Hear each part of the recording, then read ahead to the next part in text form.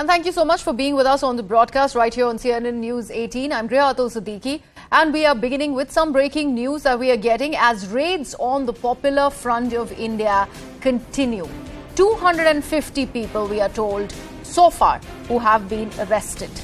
So the number is only going up on the kind of people and the kind of arrests that have been made. The crackdown is across 8 states in the country. My colleague Anand Narasimhan joins us on the broadcast. Anand, the raids on the Popular Front of India continues throughout the country, and the number of arrests really is increasing. Not just 250 arrests, as we say good afternoon to our viewers, but more importantly, the fact that these people were part of this entire revenge plot. They were not only looking at major amount of rioting and creating social unrest, but they were also trying to mobilize a certain level of international sympathy and raise funds for getting legal assistance. Now, PFI finds its back broken because it's also financially crippled. All its sources of income, all its accounts have been frozen. All the linked accounts have been frozen. Huge sums of money which have already been seized and frozen by the Enforcement Directorate. So they are using this crackdown on by the NIA to try and gain not just national but also international sympathy. And they are desperately trying. Some of the people who've been arrested had actually made calls for money for legal assistance, and they were also trying to figure out how to make this issue internationally, try and claim victimhood and weaponize this claim of victimhood.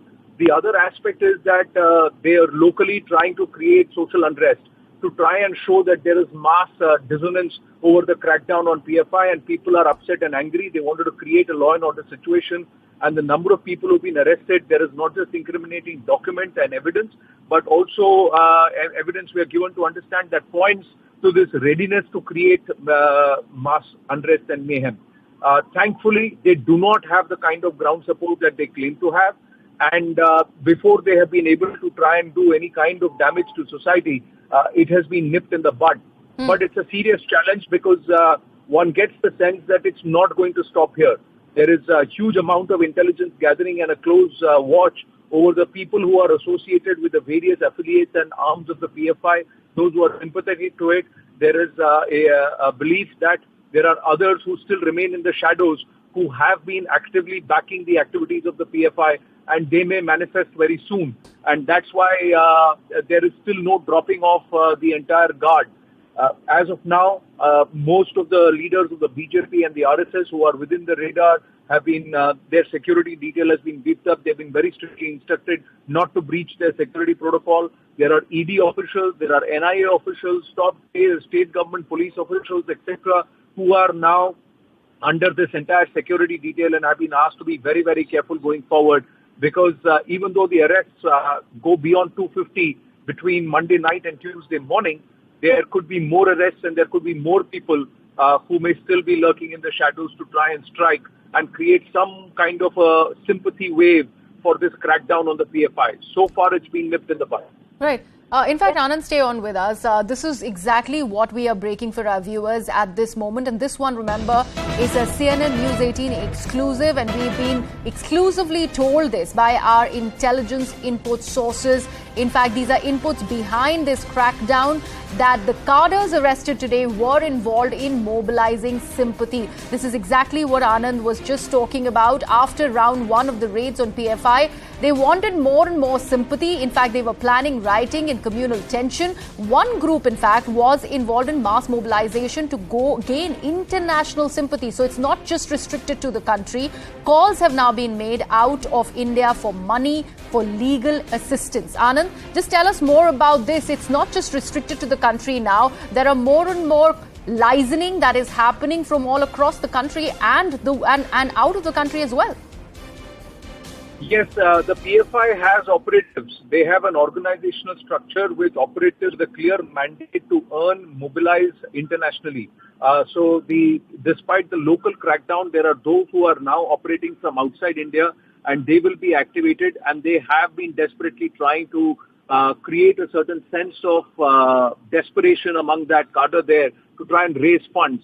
Now, we have put out here at CNN News 18 that through manpower consultancy itself, PFI has sent across more than 30,000 people to work in the Gulf nations, from whom they are being collecting nearly 100 dirhams every month, raising nearly 6.6 crore. Now, will that collection freeze? Is the source of access to those funds, has it been stopped? That's one point. The other aspect is there are 7 or 8 PFI operatives who are operating across various countries in the Middle East. Now, if the onus is on the government to use their diplomatic channels to try and nab these people and get the local authorities in these countries to cooperate and help nab these people. Otherwise, this mobilization will continue. Already, some of the operatives of the PFI have been deported, like one from the UAE and the other from Singapore have been deported and sent back to India because of the activities that they were involved in those respective nations. Now, will other nations comply? That is something which you have to wait and watch. But yes, the international arm has been activated to try and raise sympathy, create some kind of a social media campaign or some amount of pressure being exerted from those countries where they're operating in or entities to try and go easy on the PFI. All right. Monetary help and monetary assistance. All right. All right, Anand. In fact, we were talking about how this crackdown has intensified. This is round 2 of the strike on the Popular Front of India. This continues as the nabbing of the operatives is also going on. If we actually get our viewers to take a look at exactly what is really happening over here, what is the kind of crackdown that we are looking at as we call it pan-India. Remember, this is the second time that raids are being conducted on PFI operatives. So this is how it looks like.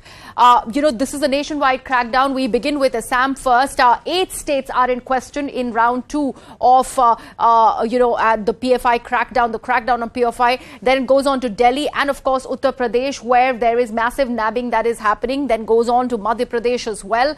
And further on to Gujarat, where PFI isn't as active. However, there are raids that continued there as well. Maharashtra also, big crackdown there that happened. Then again, it went down to Karnataka and further to Kerala. That's how these raids have really panned out across the country. And that's what we are looking at. 13 states, remember, in round 1, where the first crackdown really happened, those were NIA raids. Now in round 2, we are seeing 8 states all across the country, from Assam to Kerala, where these raids really have happened. The crackdown on PFI continues. My colleague Anshu